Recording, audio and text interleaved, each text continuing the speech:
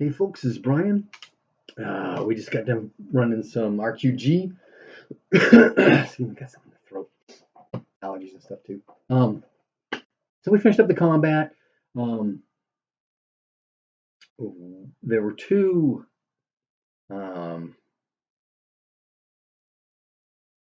cultist bad guys, and then there were like four of the bandits that were, working with them. The bandits were the guys surrendering, and one of them got a hit, went down. He covered up with his shield. Eventually, Arrestra and Davin came up against the other ambushing archer, and when she came running up, he pulled out his shield. But when the second guy shows up, he just kind of, I yield. Excuse me. So all of the bandits survived. One of the cultists survived. He was unconscious though, through spirit combat with the fetch. Fetch nailed him for 10 magic points during one of the attacks. And then the second one, he only had 3 left. And so the second attack, his minimum is 5. Okay, he's unconscious. So there's a slight discussion. Oh, live play in the description. There's a slight discussion on, okay, could a fetch possess a person that they put a corporeal being they put unconscious? And at first I'm thinking, well, yeah, of course. But then I started thinking, no, there's actually a spirit feature called possession that that specific spirits have, and the fetch specifically does not. And I think there's actually a shamanistic ability to give your fetch the ability to possess, if I recall.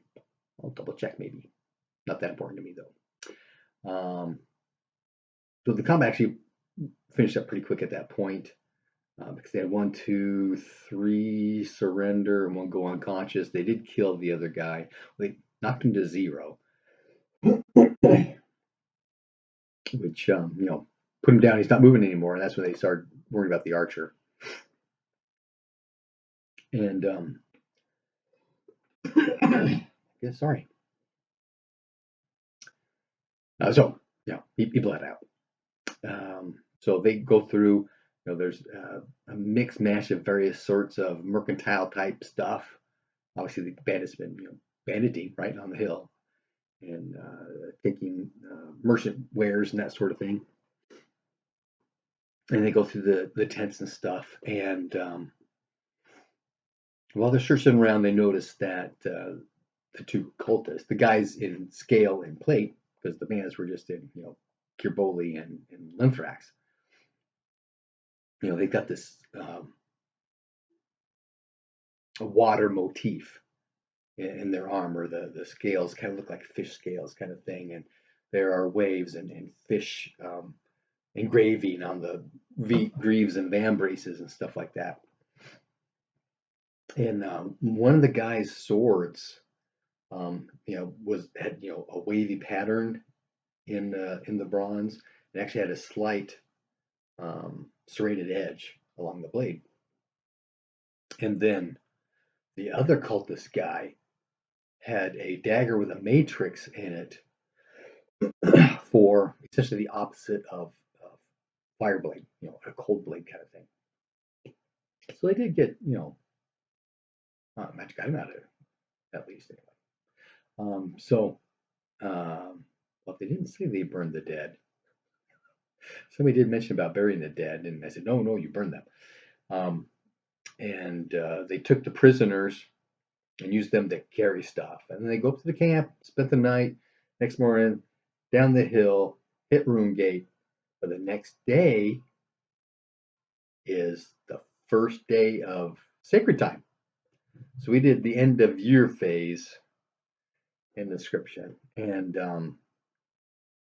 part of what I'm trying to do with my play style, even though it's not necessarily supportive of it, is get the characters enmeshed in the society, right? These are all people in their early 20s. The only character specifically married is Juchi. That's because pulling him in was he was the previous character's brother-in-law. His sister were married, right? And and part of that is having relationships. And so there's some give and take. I had anticipated that the in between adventures phase, the end of season phase, where you're spending 5 of the 8 weeks, doing your normal day-to-day stuff. We don't need to role play that, but you should be in your head thinking, okay, what's my guy doing? Is he dating anybody? Is he trying to get further advanced in his cult? Is he trying to play politics with the clan, that kind of thing? And so I'm now thinking that maybe when I do end of season phases, I'll actually just split it. Spend an hour with each player. Okay, this is the end of season phase. You like check martial, all this kind of stuff. What are you doing during these weeks? What do you want to do? What do you want to accomplish? I tried to pull part of that in with that Runequest Cities thing, but that just fell flat. I do not recommend that book. But to get that interaction with society, right? And so part of that with the end of season phase, to me, is the fact that you're going to have relationships. Obviously, not obviously. Generally, you have to want to get married to get married.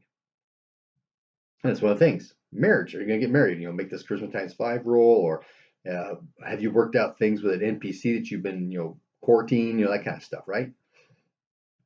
And then there's the childbirth thing. And one paragraph says, player's choice. The other paragraph says players should. And my interpretation is you've got young, healthy adults who should be doing young, healthy adult things, right? And while the social, sexual strata of Glorantha, as written, is fairly loose, and I don't really like it that loose, but I'm not going to tie down my specific social mores onto the society, right? This is a Bronze Age society, right, where a village or a clan could be wiped out in a couple of bad harvests, right? Your children are your lifestyle, are part of society's continuance. So to me, everybody should be rolling for childbirth. Now, if the player doesn't want to have any children to complicate their game life, fine. There's rules for using your death rune to augment your childbirth roll down, and for that matter, the opposite. Use your fertility rune to augment your childbirth roll up. Because society needs children. Now, it may not seem that way to us today, but in a Bronze Age society, it's direly necessary. So, in fact, there is quite a bit of discussion amongst the players. And I only put my one little piece in at the end. Apparently, well, I know at least one of the players got very sensitive about the discussion. And I didn't really see it going off the rails anywhere. We're just talking about the rules and how this is applying and stuff. And one of the players wanted, if we're going to have these kinds of things happen to the characters, we need to role play those things for the character. And I agree, we should have those kinds of opportunities. But the bulk of time that the character has, we don't play.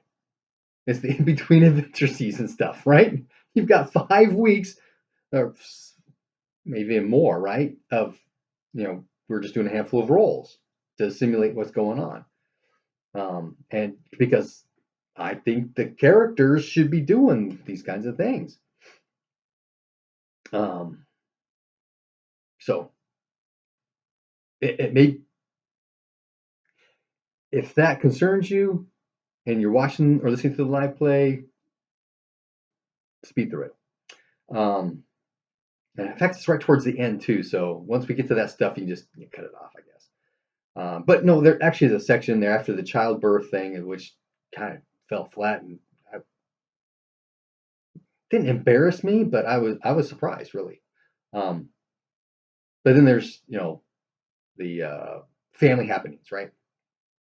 The marriages, the births, the deaths, the blessings, not tragedies, but the bad things happen too, right? And we rolled through that one at a time.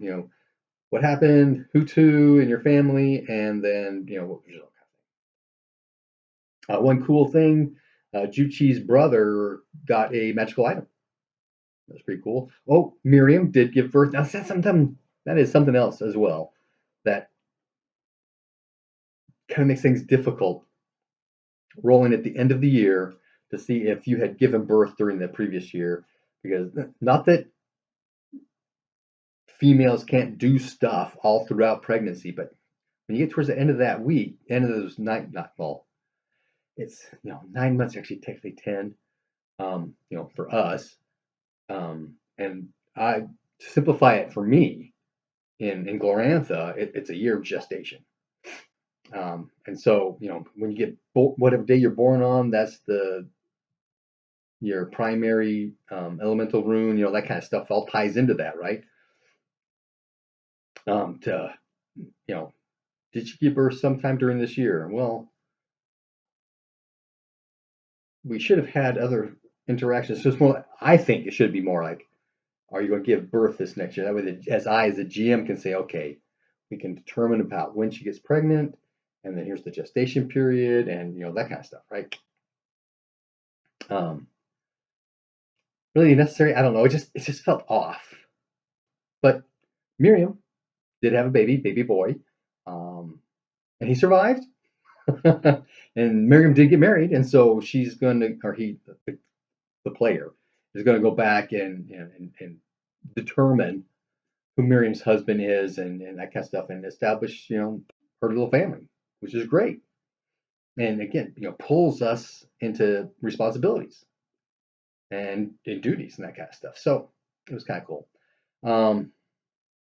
I still get a little confused with the harvest piece, because you apply harvest from the previous year to the harvest roll for this year, but I forgot that the very last thing you do is roll for your roll for your omens for the following year, because it starts off with omens from last year, and so it got kind of confusing. But 1627 in my Glorantha has finished, and 1628 ceases and will begin with our next session. All the characters are still in Runegate. We did Sacred Time at Runegate, and so if that's one of the things I could pull in, because one of the players said, I do want more role playing. Gotcha. It's hard to do role playing. Well, obviously there's role playing when you're doing adventures, but most of the adventures that we have or I've gone through or have developed are tied around a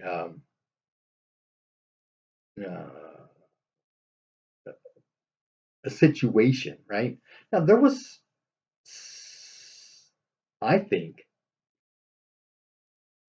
some decent level of role play when we were at Marsh Edge.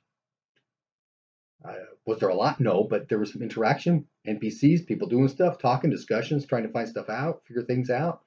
And then there was the dungeon piece. But then there's coming back and trying to solve the problem and hunt down the priestess and finding what's going on with her. And so there was more, I feel, interaction that way than there was some of my other ones, which were pretty much just dungeon crawls. Once you get to a dungeon, when you get involved with death cultists and stuff, it's hard to role play that, because these guys are fanatics and they're just going to fight to the death.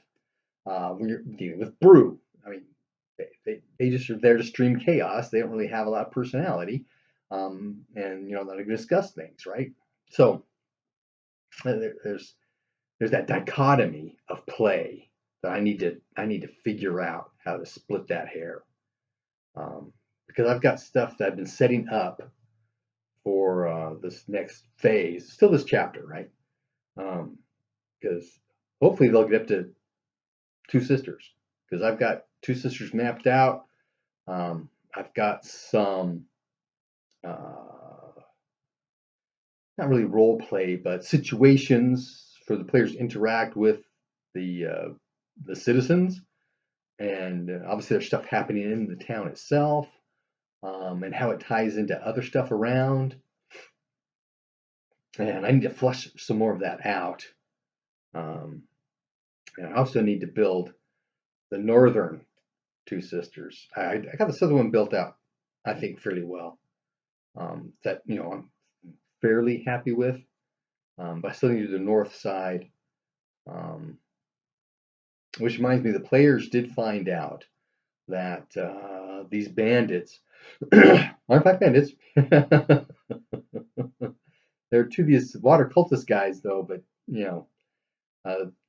they have a fort that's off of a tributary from the creek, and so they got directions from the NPCs, how to find this place, what's going on, that kind of thing, and how many people are there, and that kind of stuff. The bandits themselves don't really know a whole lot, and of course they took them for ransom. We still need to work that piece out.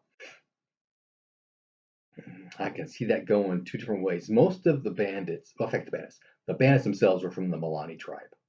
One of the cultists that survived is from a tribe that they hadn't heard of. It's actually north of the Dragonhoof Wilds.